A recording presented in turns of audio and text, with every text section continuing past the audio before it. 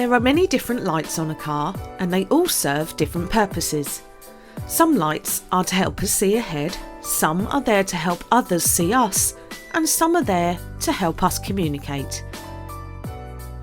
In this video, we will show how we use our car's lights effectively to stay as safe as possible without causing any unnecessary confusion or danger. Before we start, make sure you subscribe to our channel and click the bell icon so you are alerted when we upload a new video. Also, we love to read your comments, so please scroll down and let us know what you think.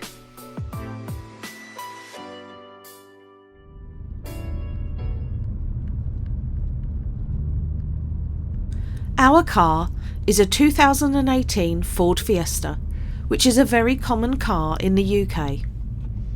The position of the light controls will vary on other cars, but since the light icons are usually similar, it shouldn't be too difficult to locate where everything is.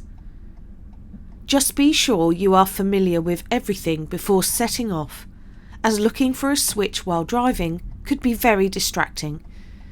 If needed, look in the car's manual for guidance.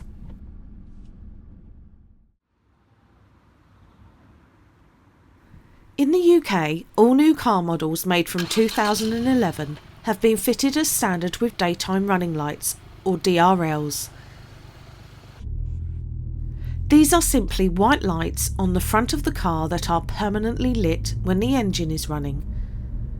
They are intended to make a car more visible in poor lighting conditions, which should reduce the chance of an accident where another driver doesn't see us approaching. It is worth noting that DRLs do not turn on any of the car's rear lights, so we will need to do this manually when driving in poor visibility.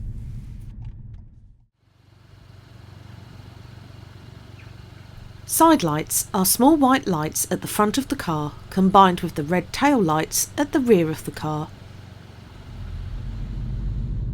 They are selected by using the first position on the car's light switch.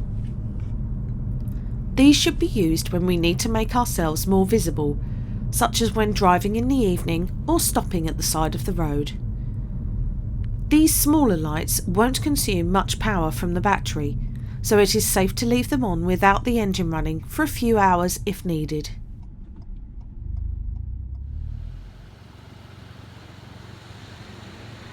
Dipped headlamps are powerful front lights that will light the road in front of our car without dazzling oncoming traffic. When we switch on the dipped headlamps, the red tail lights also illuminate. These should always be used when driving at night, but are also useful when there is poor visibility during the daytime. When driving in poor weather conditions such as rain or fog, we should use our dipped headlamps as they will make us much more visible than using smaller lights such as side lights or daylight running lights. The light beam is aimed down to light the road for around 30 metres ahead, which is great when driving at lower speeds or in urban areas with street lights.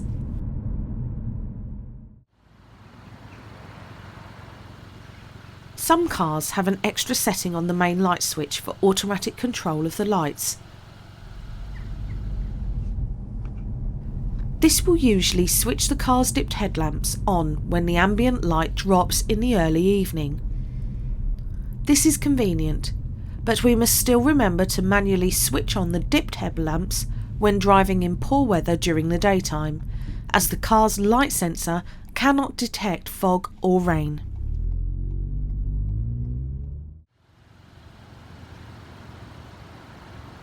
The main beam setting on the headlamps will give a floodlight that will light the road ahead for at least 100 metres.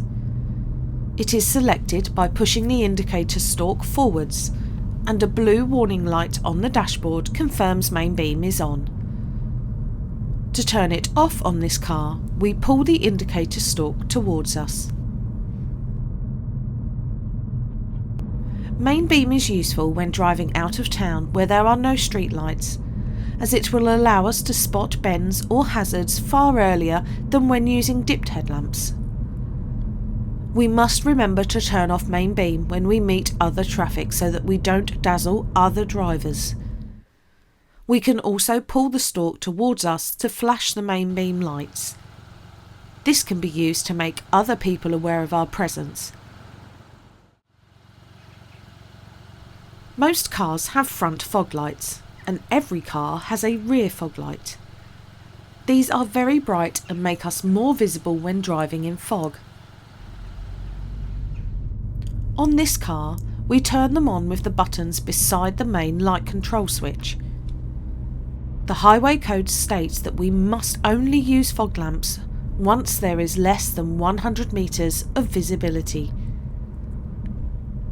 The fog lamps do make us more visible, but they will dazzle other drivers if misused, so we must remember to turn them off once visibility improves.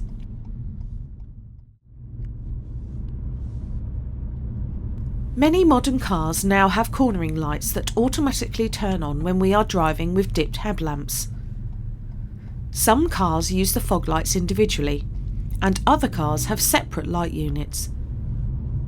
The car monitors the steering angle and indicator use, and turns on the light on the inside of the turn to give a wider field of view than the dipped headlamps normally have.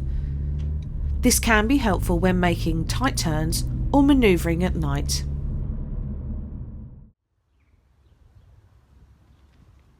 The reverse lights on the rear of the car turn on automatically when we select reverse gear. These are not only useful for reversing at night, but also as a signal to other drivers or pedestrians.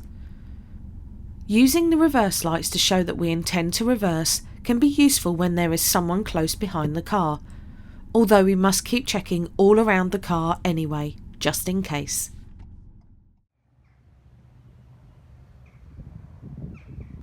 The brake lights will of course light up every time we press the brake pedal. As with the reverse lights, we can use them to signal to following traffic if needed. If we see danger ahead of us and that the vehicle behind is very close, we can press the brake pedal very gently at first to show our brake lights for a few seconds before we brake more firmly. Using our brake lights in this way will give following drivers extra time to react and start braking their car.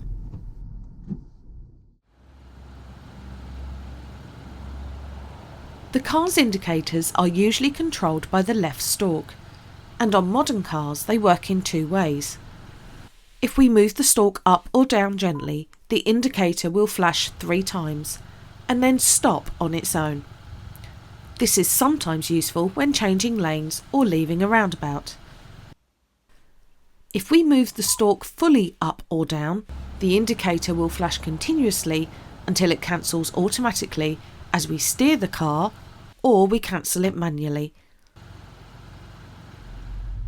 There are no rules in the highway code stating when we must use our indicators, but the general principle to remember is that we should indicate when it will make our intentions clearer to other people, be that other drivers or pedestrians.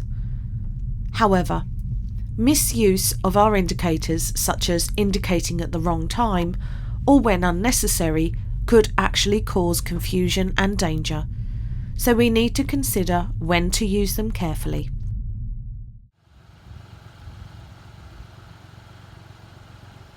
The hazard warning lights are switched on with their own button, which then flashes all 6 indicators at once. They should be used whenever we need to warn other drivers that there is a hazard. So if we have a problem with our car or spot trouble ahead, we can use the hazard lights to show that we will be slowing down or stopping in an unusual place.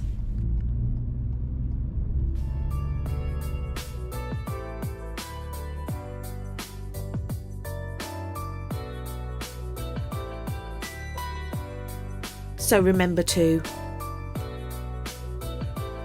learn how your car's light controls work,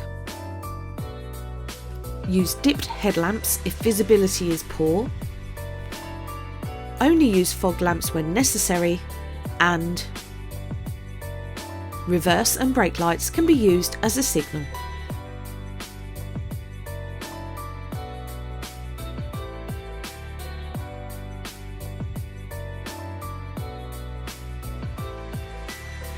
If you found this video interesting and would like to be notified when we release the next one, then please click our logo to subscribe to our channel.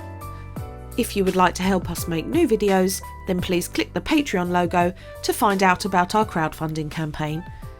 Thanks for watching.